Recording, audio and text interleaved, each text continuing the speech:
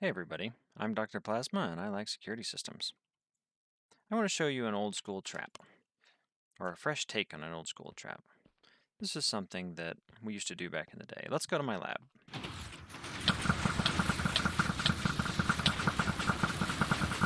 The secret is the lab was in the wall to the side all this time. See, watch. If we come down here, what we should have done was dug into the wall. And this whole time, we had a lab right here. And if we had dug the other way, we have our emergency shutoff switch. This allows us to reset it. Let's dissect this and look at the basic pieces of it. An arrow trap is broken up into 5 major parts, or 6 if you want to count one as separate. Let's look at those parts real quick. So right here you'll see we have a movable wall. All you have to do is have some regular pistons, and they will push blocks so that they don't retract them. If I put a redstone signal here at any point, it doesn't matter what happens to this redstone, so you can hook it up to any of your redstone. If at any point it gets a signal, it's going to close off the pathway. You can do one of these on either side and make it hard to escape the tripwires right here. This is a new way of doing it. In the past, we had to use pressure plates. There are multiple ways of setting off the fact that a user is there, but a tripwire over some cobblestone is almost impossible to see. And that's one of the safest bets. You put it up against a wall, so like this, you can't see around the corner, and you will not be able to expect it. Now, the next thing is the double negative off switch. So this is a trick where if you have a redstone torch twice along a path, this enables you to, when it goes on, to turn it back off again. This is going to be important in a minute. So if it is not on, it will control, and this causes you to be able to turn it off. By inverting the signal and then having the lever attached to that inverted signal, and then having another torch, so you have a torch twice, that allows this to be off when it is on, and that allows us to have a safety valve, as it were. We can have a lever, we can have a place where we can put a redstone signal to make the whole machine stop. Next piece is a 1-tick pulse generator. That's what this looks like right here. We'll show you how to build it in a second. Essentially what you have is a comparator that feeds back into itself, and you have it flip to the on subtraction mode. The fifth and possibly final piece is an arrow spammer. So by having a repeated signal and feeding that into some pistons, you can push and pull some redstone blocks to repeatedly fire some dispensers. It's pretty straightforward. And if you want to have it as a 6th component, you can have arrows forced to be on the tripwire. This is how it maintains itself after the person steps off of it. You want to have it so that there's an arrow somewhere on the tripwire. This keeps the tripwire from letting go and keeps the arrows from stopping until the person's dead. Now, arrows on the tripwire can be forced on it like this. So all you would have to do is lead a redstone signal onto it. All right, simple enough. Let's start trying to build an example. Right here, we've got a basic hallway, and we're going to set up a trap in it. All right. So the first thing we want to do is decide how many of these we want to put in. How many pistons do you want to put in? And I will show you a very easy way to power a lot of pistons very quickly. Let's say we wanted to do a lot of them.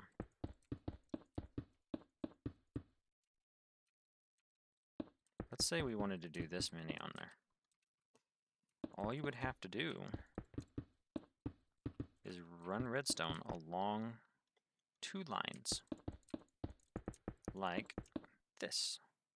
You run it above, and this will power all of the top 2 layers, which means you could even do this 4 high if you would like.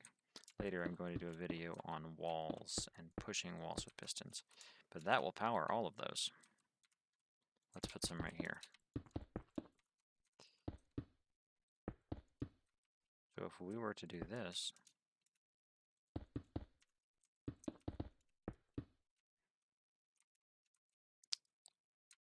were to power it,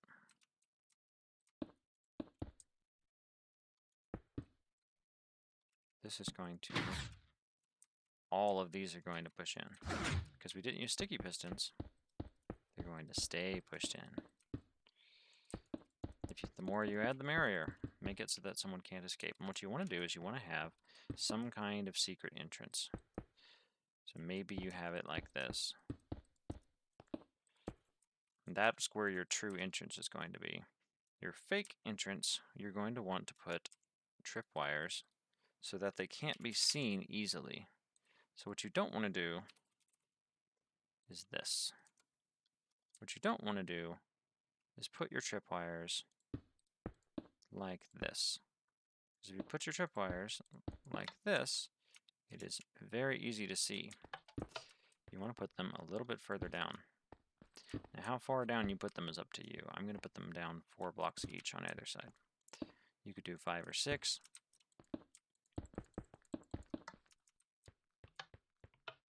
And you want to remove those. I put those there on accident. And you can hear it's functioning. So, let's go ahead and wire up a redstone contraction. So the next thing you want to do is you want to add this piece. You want to add the double negative off switch, and you want to add a 1-tick pulse generator off of it. So what we can do, let's say we wanted to put it on this side. So we would lead some redstone out into a block, put a torch on that block, lead that into another block, like so. But let's actually not do it that way, because what you want to do also is be able to hide an off switch like so. What we can do is we can actually power, let's say we wanted to power this one. So this is going to power this, but so is the lever. No, we want the lever to power what's already powered. Seems counterintuitive, but what we want to happen is that when this gets powered by the tripwire hook, we want to be able to say, no, we do want it to be off by on, because by having it backwards. So what we'll do is we'll lead this into another block with the torch like that. And this is the output of our machine. When this turns on, the machine's going to start functioning, the trap is going to start working, and when we turn it off, it should stop. So now, let's go ahead and turn it on so that you can see it working. So a redstone comparator fed into itself correctly will cause it to do a loop. Now this only works in certain compass directions, and it only works when it's on subtraction. So if you have any issues with it, try doing it in a different direction. I've seen some weird issues with it. For example, if I were to put a repeater right here, which you generally want to do occasionally, none of the timing's zero sensitive, you'll see that it doesn't reflect. Now try putting it a little bit further down and it'll be just fine. Make sense? Alright, let's fix this. So now it's off. So now this is going to lead into all of our other machines. We can even just use this one for this. Because all we need, remember, all we need is this at some point for a redstone signal to be here. It doesn't matter if it flickers, it doesn't matter what happens. All we need is for a redstone signal to have occurred. And if that has occurred, then it will have fired all these pistons. We don't need this anymore. These are all connected. And just to make sure it reaches far enough, I'm going to put a repeater right here. You can put them wherever you want. I see 1, 2, 3, 4, 5, 6, 7, 8, 9, 6, 7, 8, 10, 11, 12, 13. This should work. 1, 2, 3, 4, 5, 6, 7, 8, 9, 10, 11, 12. So all of these will be pushed. We'll do the, I was going to do it for visibility, but we don't want to break the redstone. So you'll be able to see those. So what's left over to go? So the last piece is the key piece and the reason you're doing this, which is the arrow spammers. And so take a dispenser. Make sure you don't use droppers. Droppers drop things, remember that. And you want to hide them somewhere. You can put them at the end of the hall if you like. For this example, I'm going to keep it simple. We're going to put them right here. And we're going to say, what if they can't see it because there's lava in the way? So we could do this. We could have that, and then we could have a lava bucket. It's going to have all of the items available, and if you break these 2 blocks down here, then you don't have to worry about things going everywhere. Lava's not going to spill as long as you have that down. 1 block. And so now, an arrow spammer is this simple. Sticky pistons down, redstone block over the top ones initially. And then you literally just have to power that with the blinky. 1, 2, 3, 4, 5, 6, 7, 8, 9, 10. We're running out.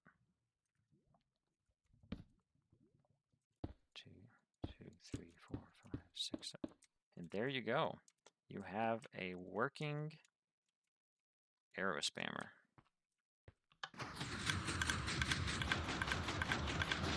This didn't work. Let's debug it. Why wouldn't this work? Because this is not fitting into this at all. That is an error on my part. There you go.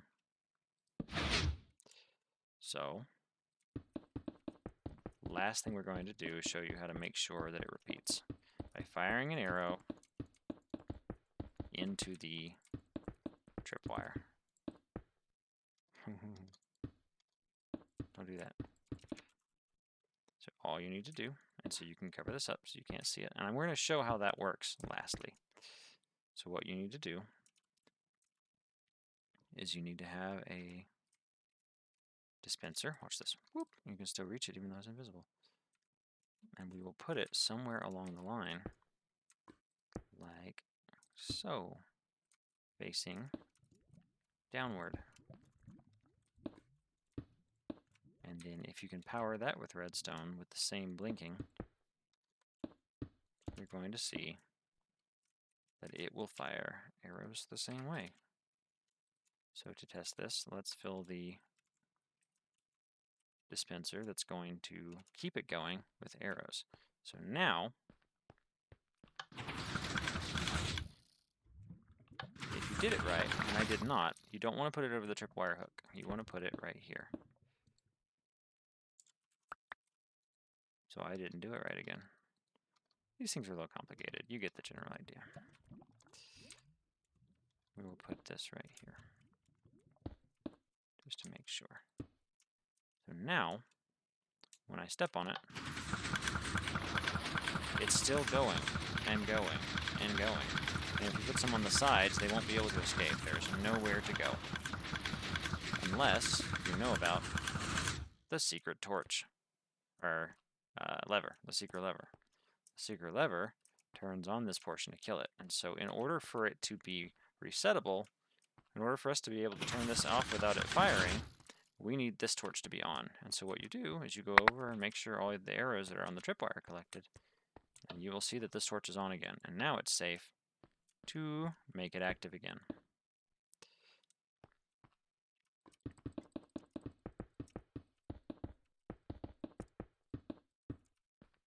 Freedom. So of course, remember to put your room off to the side, like we showed over here. But that's all we have time for today. Now you know how to make a arrow spamming trap. It's a very fun thing to do. I recommend everybody does it at least once. It's how we used to do traps in Minecraft. If you like this content and want to see more of it, like and subscribe. If you don't, leave a comment. Tell me what you're interested in seeing. I'm trying to do some of the classics, some of the ones I invented, and I'm trying to add more redstone components rather than the stuff you see all the time on YouTube. I've got a suggestion from a commenter coming in a day or two, and I've got more elevators coming up. People responded really well to the elevators. Thanks for watching. Have a good rest of your day. Bye.